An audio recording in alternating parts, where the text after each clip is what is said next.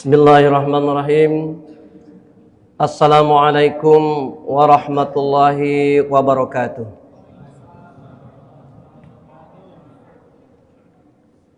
Alhamdulillahillazi an'amana binikmatil iman wal islam. Ashhadu an la ilaha illallah wahdahu la syarikalah. Wa ashhadu anna Muhammadan abduhu wa rasuluh. Allahumma salli wa sallim wa barik ala sayyidina Muhammad wa ala ali sayyidina Muhammad la nabiyya ba'dah ila akhiril zaman. Qala Allah ta'ala fil Qur'anil Karim, a'udzu billahi minasy syaithanir rajim, wa iza sa'alaka iba anni fa inni qarib. Shadaqallahul azim. Yang sama-sama kita takzimi guru-guru kita, tokoh agama, alim ulama yang sempat hadir pada subuh yang dimuliakan Allah pada pagi hari ini, Ketua Masjid Kubah Timah beserta jajaran pengurus sekaligus sebagai Kepala SMK Negeri 1 Pangkal Pinang, jemaah salat subuh, bapak-bapak, ibu-ibu yang dimuliakan Allah Subhanahu wa taala. Pertama, tentu kita panjatkan puji dan syukur kehadirat Allah Subhanahu wa taala. Alhamdulillah. Pada pagi yang berbahagia ini kita masih diizinkan Allah Subhanahu wa taala menikmati indahnya Ramadan. Wabil khusus pada malam yang pada pagi yang ke-28. Mudah-mudahan selama 27 hari Ramadan kita, semua amal ibadah kita diterima oleh Allah Subhanahu wa taala. Allahumma rabbana taqabbal minna salatana wa siyamana wa qiyamana wa zakatana wa takhassu'ana wa tadarru'ana wa ta'abbudana wa tammim taqsirana ya Allah ya Allah ya Allah bi rahmatika ya arhamar rahimin. Yang kedua, alhamdulillah kita termasuk finalis Ramadan. Insya Allah kalau Ramadannya 29 berarti hari Ahad kita raya. Kalau nya 30 berarti hari Senin tanggal 1. Ibu-ibu nak tanggal nak 29 hari, mana 30 hari ini Bu? Pasti nak 29 karena kue lah banyak nunggu di rumah. Oh. Salawat teriring salam kita haturkan kepada junjungan kita Nabi besar Muhammad sallallahu alaihi wasallam. Semoga kita diakui sebagai umatnya, apalagi mendapat syafaat, mendapat pertolongan dari Rasulullah sallallahu di yaumul akhir nanti. Tentunya syafaat dari Rasulullah akan diberikan kepada orang-orang yang istiqomah menjalankan sunnah dari Rasulullah sallallahu alaihi wasallam.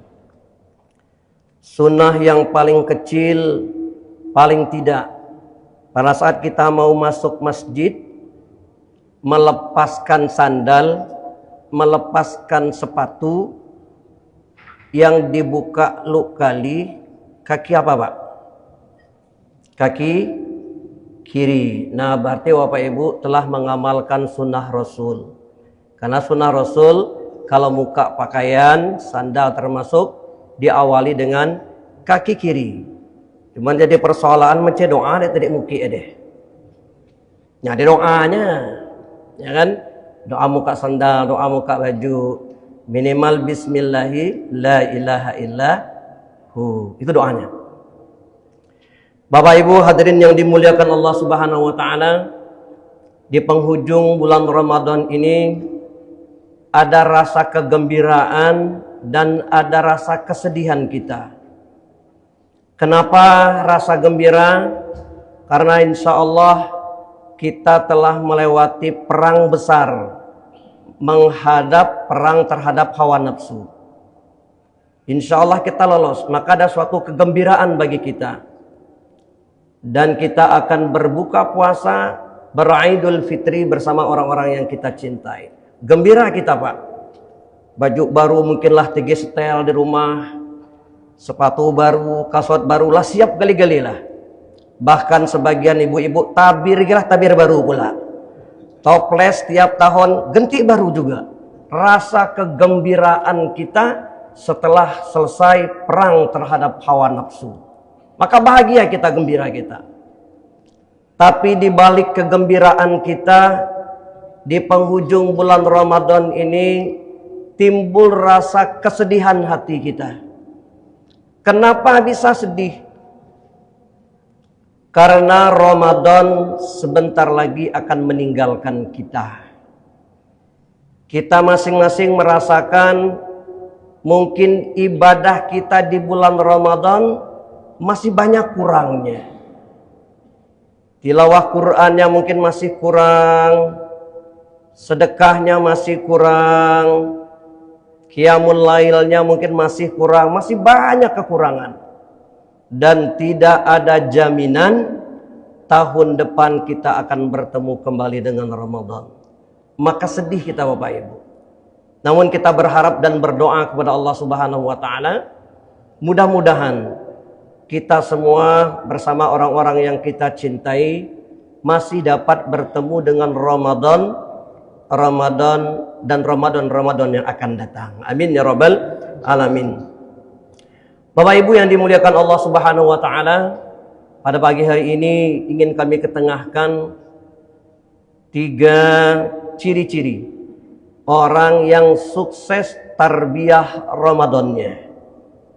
Kalau 3 ini kita miliki, insya Allah tarbiyah Ramadan yang dilaksanakan oleh Masjid Kubah Timah, kultum sesudah subuh, kultum sebelum tarawih, dan kultum sebelum berbuka puasa.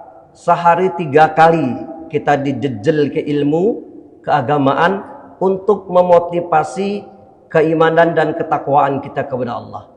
Nah, seandainya 3 ini kita lakukan dan kita rasakan betul, berarti itu semua berhasil bagi kita. Tapi pun berarti belum berhasil Ramadannya. Siapa atau 3 kriteria apa yang menyatakan bahwa Ramadan kita yang berhasil? Pertama, dikatakan berhasil Ramadan kita apabila setelah Ramadan, pasca Ramadan ini kita semakin dekat kepada Allah Subhanahu wa taala. Di ayat yang kami bacakan Al-Baqarah 186 tadi, wa iza sa'alaka iba inni fa inni qarib, ila akhir ayat, kata Allah, apabila orang bertanya kepadamu wahai Muhammad tentang aku, katakanlah aku dekat. Di surah Qaf ayat 16 juga Allah katakan, wa nahnu aqrabu ilaihi min hablil warid. Aku lebih dekat daripada urat lehermu. Nah, pasca Ramadan kita terasa selalu dekat dengan Allah Subhanahu wa taala. Kita merasa selalu diawasi oleh Allah Subhanahu wa taala, maka insya Allah kemaksiatan kepada Allah akan terhindar. Kita akan lebih meningkatkan ibadah kepada Allah Subhanahu wa taala. Kenapa? Karena kita terasa diawasi selalu oleh Allah Subhanahu wa taala. Dalam ruangan kantor misalnya tertulis di situ, wilayah ini terpantau CCTV. Nah, orang-orang pasti agak sedikit berhati-hati karena terpantau oleh CCTV. Nah, ini CCTV-nya Allah melekat 24 jam pada diri kita. Maka yakin kita kalau semakin dekat kepada Allah dan merasa sudah diawasi oleh Allah Subhanahu wa taala, tidak akan macam-macam. Suami jauh dari istri aman. Kenapa? Karena diawasi oleh Allah Subhanahu wa taala. Istri jauh dari suami aman. Kenapa? Diawasi oleh Allah Subhanahu wa taala. Pejabat dalam melaksanakan tugasnya aman.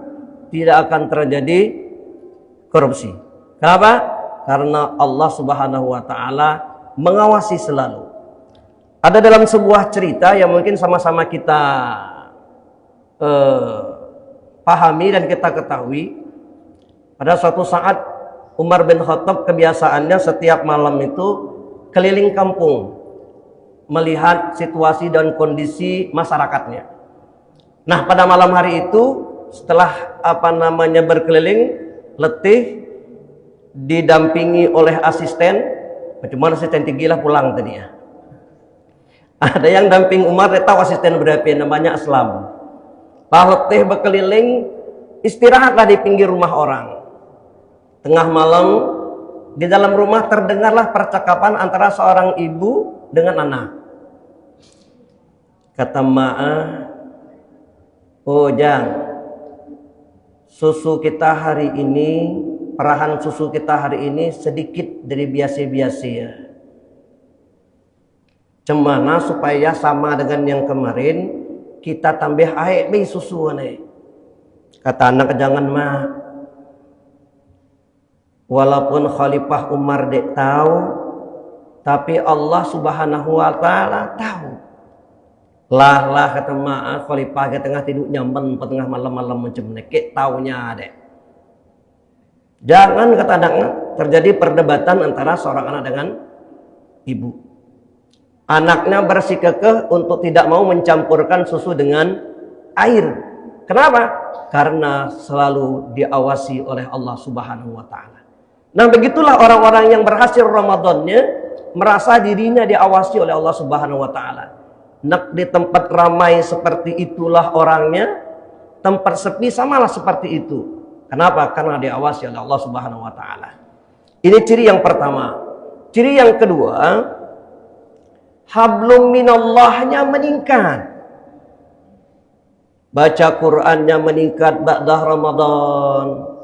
Ini jangan kadang-kadang, mohon maaf, mungkin tidak terjadi di jemaah Kubah Timah, tapi kadang-kadang mungkin di masjid daerah kami Senin, tengah Ramadan, wahai baca Quran, selesai Ramadan, simpan lagi Quran masuk dalam lemari, dibaca lagi kelak Ramadan tahun depan.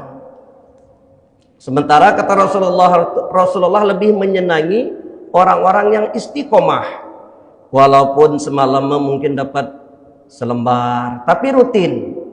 Nih jarang ngaji, sekali duduk 3 juz sebulan dia baca Qur'annya. Nah, ini setelah Ramadan ada peningkatan hablum minallahnya. Kita dididik selama Ramadan sholat sunat tarawih plus witir 11 rakaat per hari. Kalau 30 hari Pak Johan, berarti 330 rakaat satu bulan. Nah, 330 rakaat ini di luar Ramadan mari kita pertahankan. Bukan sholat tarawihnya, tapi paling tidak ba'da sholat wajib, qabla sholat wajib kita pertahankan. Sholat sunnah yang sebanyak 16 macam mari kita laksanakan. Duhanya, tahajudnya. Nah, ini alhamdulillah kata Pak Ibrahim Sani di Kubah Timah, 10 hari terakhir iktikaf. Nah, syukur-syukur iktikafnya baca Quran, berzikir. Jangan iktikaf pindah tidur, ya kan? Sekali masuk masjid baru ta'awuz salah 3 kali ngantok tidur. Bangun kawanlah bangun sahur. Ya nama pindah tidur, bukan iktikaf namanya kan? Nah, ya kan? Jadi selama sebulan kita dididik oleh Ramadan, minimal mari kita pertahankan. Sholat sunnah jangan dilepaskan lagi. Sholat sunat setelah berwudu, banyak fadilah-fadilahnya. Maka orang-orang yang berhasil melaksanakan tarbiyah Ramadan, hablum minallahnya meningkat. Walaupun hablum minallah ini dibanding dengan hablum minan nas, kata Imam Ghazali, berat hablum minan nas. Kenapa demikian? Kalau kita bermaksiat kepada Allah, melakukan hal-hal yang dilarang oleh Allah Subhanahu wa taala. Berzinakah, berjudikah, ngetawrangkah, ghibahkah. Tapi dikala kita menyadari akan kesalahan kita, taubat nasuhah kita kepada Allah Subhanahu wa taala, nangis kita di atas sejadah merenungi dosa dan kehilapan kita, maka itu akan diampuni oleh Allah Subhanahu wa taala. Itu akan lebih mudah diampuni oleh Allah Subhanahu wa taala. Hablum minallahnya. Nah, yang ketiga, hablum minan nas. Ini yang berat kata Imam Ghazali. Nangis kita, taubat kita kepada Allah, Allah belum bisa mengampuni kalau sesama manusia kita belum memaafkan. Maka orang-orang yang tarbiyah Ramadannya berhasil, hablum minallahnya meningkat, hablum minan nasnya pun meningkat. Hubungan baik sesama manusia meningkat. Bukankah kita diajari oleh Ramadan, setelah menjelang Idul Fitri kita diwajibkan untuk mengeluarkan zakat. Maka antara sholat dengan zakat itu di Al-Quran selalu berdampingan. Belum diterima oleh Allah Subhanahu wa taala sholatnya kalau zakatnya tidak ngiring, atau sebaliknya, zakatnya rajin, sedekahnya bagus, tapi sholatnya tidak bagus. Maka ini fadilah zakat, itu kepedulian kita kepada sesama manusia. Hablum minan nas. Maka suatu hari Rasulullah SAW menyampaikan kepada sahabatnya, wahai sahabat-sahabatku, tahu tak kalian orang-orang yang bangkrut, orang-orang yang merugi? Nah, macam-macamlah jawaban sahabatnya. Wahai Rasulullah, orang yang rugi adalah orang yang hartanya habis. Orang yang rugi mungkin orang yang tidak megang jabatan. Atau orang-orang yang merugi, orang-orang yang tidak punya istri. Bukan ingkung kawan kan. Atau orang-orang yang merugi, orang yang tidak punya suami.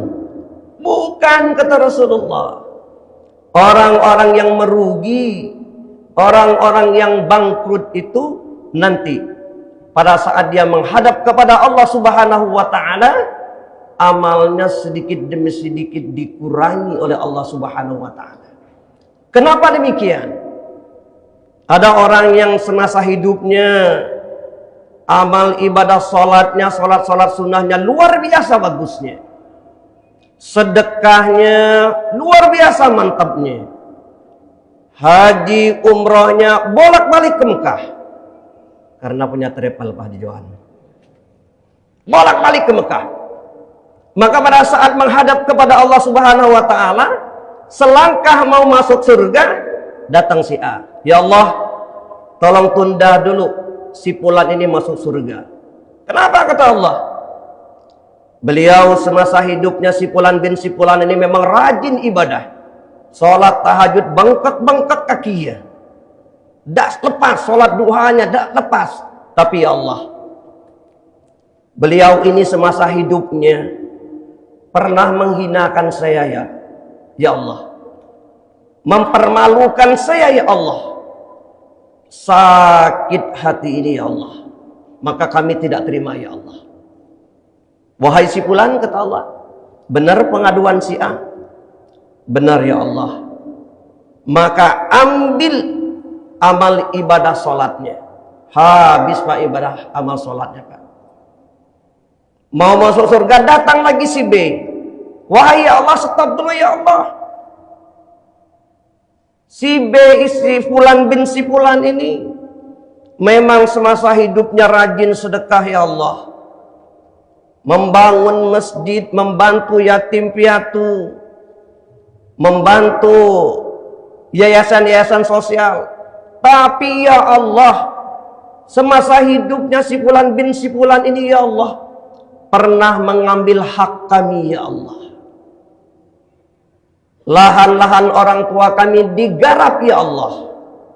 diambil hak-hak orang lain yang bukan haknya diambil ya Allah. Maka kami tidak terima itu ya Allah. Si fulan, betulkah pernyataan ini? Betul ya Allah.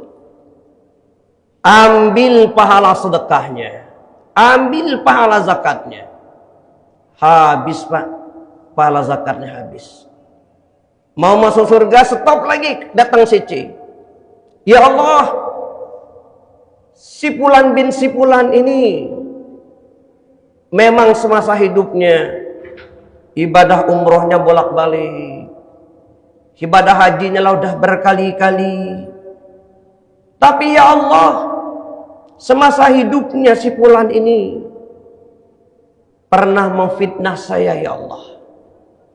Maka saya dikucilkan di tengah-tengah masyarakat, dikeluarkan dari pekerjaan karena fitnahnya ya Allah, menzolimi diri kami ya Allah. Maka kami tidak terima ya Allah. Benar si fulan? Benar ya Allah. Ambil pahala umrohnya, ambil pahala hajinya. Sehingga inilah orang-orang yang bangkrut di mata Allah Subhanahu wa ta'ala. Ini beratnya kata Imam Ghazali, kalau hablum minan nas. Kalau belum kita jabat tangan saling memaafkan, berat. Maka momen Idul Fitri kita balas silaturahim, kita saling memaafkan. Lepas kesalahan-kesalahan, lepas rasa dendam di hati, bersihkan hati kembali ke Idul Fitri. Sehingga hablum minan nas kita meningkat. Kenapa demikian Bapak Ibu hadirin dimuliakan Allah Subhanahu wa ta'ala? Karena ada sebagian orang ibadahnya oke, hablum minallahnya oke.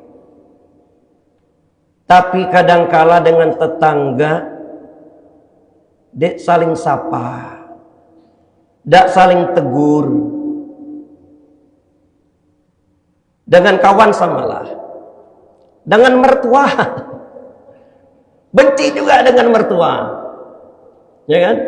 Ini mari kita perbaiki, kita temui, kita saling memaafkan. Karena bahayanya begini, karena memang Allah Subhanahu wa ta'ala menyukai orang-orang yang baik, orang-orang yang beribadah. Tapi Allah murka kepada orang-orang yang merasa dirinya paling baik, menganggap diri orang hina, menganggap diri orang lebih rendah daripadanya. Kenapa?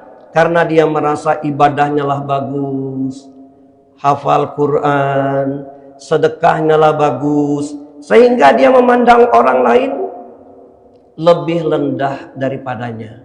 Ini yang tidak bagus dan tidak baik. Maka daripada itu jemaah yang dimuliakan Allah Subhanahu wa ta'ala, mari tarbiyah Ramadan 1446 Hijriah ini kita tumbuhkan selalu rasa dekat kita kepada Allah Subhanahu wa ta'ala. Kita pertahankan hablum minallah kita. Kita tingkatkan hablum minallah kita, dan kita tingkatkan hablum minan nas kita. Karena hablum minan nas, apa yang kami sampaikan tadi sangatlah berat. Dalam sebuah cerita, Imam Al-Ghazali pernah tertidur dan dapat mimpi. Dalam mimpinya Imam Al-Ghazali itu masuk surganya Allah Subhanahu wa ta'ala. Lalu Imam Ghazali bertanya, saya masuk surga ini karena mungkin saya banyak mengarang kitab-kitab besar yang dipakai oleh seluruh umat manusia, umat Islam. Ini mungkin wasilah bagi saya untuk bisa masuk ke surganya Allah Subhanahu wa ta'ala. Kata malaikat, wahai Imam Al-Ghazali, bukan itu yang menyebabkan engkau masuk surga. Tapi yang menyebabkan engkau masuk surga, pada suatu malam ketika engkau akan menulis sebuah kitab, di penamu, di tintamu ada seekor lalat yang sedang minum tinta. Maka engkau menghargai lalat itu membiarkan lalat itu untuk sampai selesai minum di tinta itu. Sehingga setelah selesai minum baru terbang lalat, baru diambil penanya oleh Imam Al-Ghazali. Wasilah itulah yang bisa menyebabkan engkau masuk surga. Banyak cerita-cerita lain yang menginspirasi kita. Hablum minan nas, yang memberi peluang bagi kita untuk masuk surganya Allah Subhanahu wa taala. Jemaah yang dimuliakan Allah Subhanahu wa taala, mungkin ini yang dapat kami simpulkan, yang dapat kami sampaikan dan dapat kami simpulkan. Pertama, hasil tarbiyah Ramadan kita, mari kita selalu merasa diawasi oleh Allah Subhanahu wa taala. Yang kedua, mari kita tingkatkan hablum minallah kita. Dan yang ketiga, tidak kalah pentingnya, hablum minan nas kita juga harus baik dan bagus. Momen Idul Fitri, mari kita saling bersilaturahim, saling maafkan, hilangkan noda-noda kebencian, hilangkan noda-noda sakit hati kita kepada sesama. Mudah-mudahan kita berhasil Ramadan kita mendapat gelar muttaqin. Sebagaimana tujuan tadi berpuasa adalah orang-orang yang bertakwa. Demikian, lebih kurang mohon maaf, kepada Allah mohon ampun. Wallahu a'lam bishawab. Wassalamualaikum warahmatullahi wabarakatuh.